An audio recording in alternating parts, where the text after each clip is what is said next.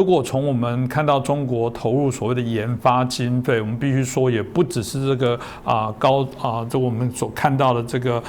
高超音速的导弹哦，其实我们包含过去看到5G 的部分，中国在某些技术上，它还是不断的在投入哦。从他们所投入的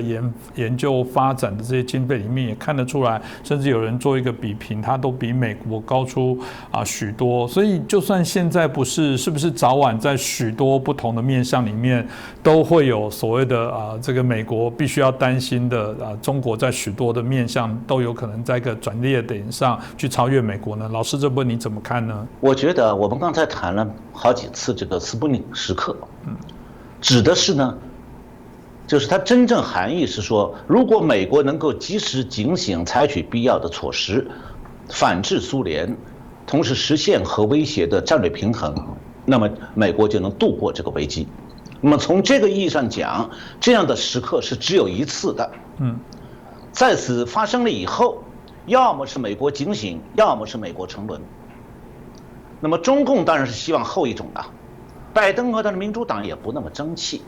但是毕竟美国还不是一党独裁，还有政治制衡，所以美国的警醒仍然是可以期待的。至少美国军方的军令系统是警醒的。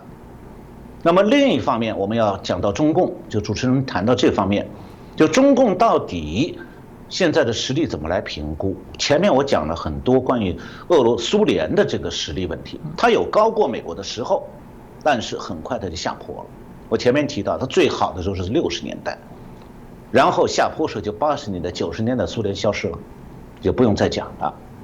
那么中共今天到底是走在苏联的60年代还是苏联的80年代？这个判断是判断中共今后未来走向的一个关键点，它非常重要。那如果是前者，中共现在就走在苏联60年代那个蒸蒸向上的那个阶段，那么中共的经济繁荣和扩军备战就会持续下去，那么中美之间的差距会缩小，不断缩小。但是如果是后者，如果中共今天走的所处的阶段是苏联的80年代，那么中共现在已经在综合国力上走过了顶点，而且开始往下坡滑了，我们就不必再去相信中共还可能超越美国。那么我们在10月27号的节目里正好就分析中共的经济前景的。当时我分析的结论还是蛮清楚的，就中共开始走下坡了。当然了，如果今天世界上有一部分专家说执意他就要犯当年那些夸赞苏联繁荣成功的那些美国学者的愚蠢错误，谁也拦不住他们。可惜的是美国在苏联解体以后少做了一件大事，那就是全面的评估一下，为什么那些著名的美国学者专家集体犯那些错误，犯愚蠢错误，不知道苏联要解体。那当中的教训到底是什么？只有做好了这一点，我们今天才不至于看到说美国的学者专家在中国前景问题上犯苏联问题专家同样的错误，而这个可能性非常大。也因为有这样的教训，我们对今天盲目赞扬中国前景的说法，就像我们的节目后边有一些小粉红在那里盲目的歌颂中国的前景。不要说小粉红讲话1分钱都不值，美国的著名专家讲出来也可能1分钱都不值。为什么呢？坦率的讲，一个人要是被另外一个人骗了一次，可能是属于你的轻信。如果你被同一个人骗第2次，就是你自己傻了。我只想指出一点，今天美国的中国问题专家当中，不少人和当年美国的苏联问题专家的思维方法和价值观非常雷同。其实他们当中很少有人看到中共过去20多年的经济繁荣是不可持续的。其实中共的前总理温家宝都讲过中国经济不可持续，但这批美国的中国问题专家就是不愿意相信。那么接下来呢，我想讲一下这个中美冷战当中的政治对抗。这方面其实我们不需要太多的分析，事实已经很清楚了。那么我想要讲的是说，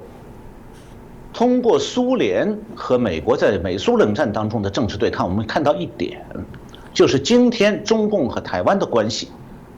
不仅仅是中共要夺取中美冷战的前沿阵地，要突破第一岛链，要威胁美国这么一个问题，同时也是中共要摧毁东亚的民主国家，实现红色专制、出境统治这样一个问题。就中共不只是想把这红色专制坚持在中国大陆实行下去，他还打算统治到台湾来，还打算统治到日本、韩国去，甚至到菲律宾、到印度尼西亚，甚至也还包括澳大利亚。所以啊，现在台湾有些人还在讲要实现两岸统一，这个说法背后的潜台词已经不是什么统一梦想了，那是想拥抱专制、扼杀民主，向中共讨个人利。那如果中共啊，他现在这个计划得逞，我觉得他是个阳谋，不是阴谋。为什么呢？他已经是在台湾公开的招兵买马了，这就是阳谋了，公开的这个谋划。那么，如果中共这个谋划得逞的话，从台湾变质开始，整个东亚地区的民主国家可能都会逐步失守，半个世界就成为了中共的大东亚红色帝国了。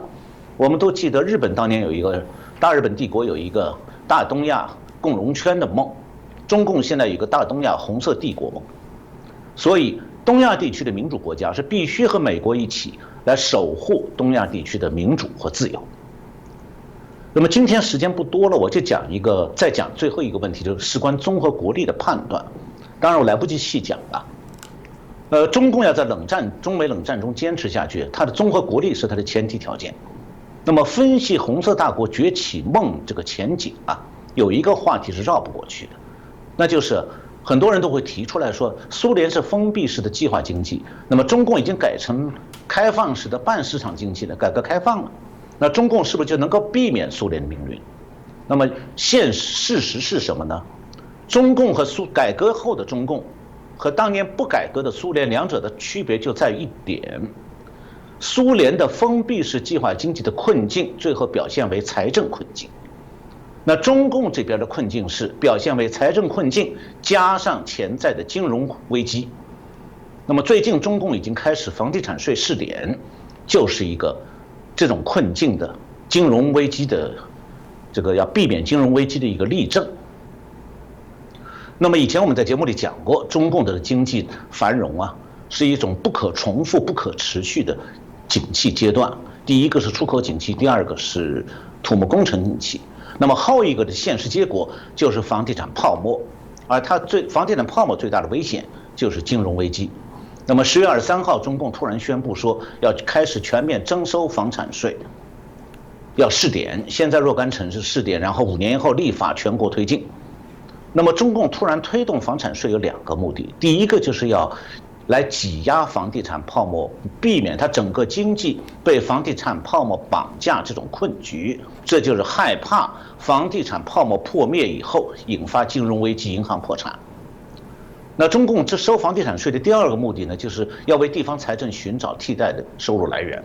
就地方如果房地产泡沫破掉了，地方财政原来是严重依赖靠卖地盖房子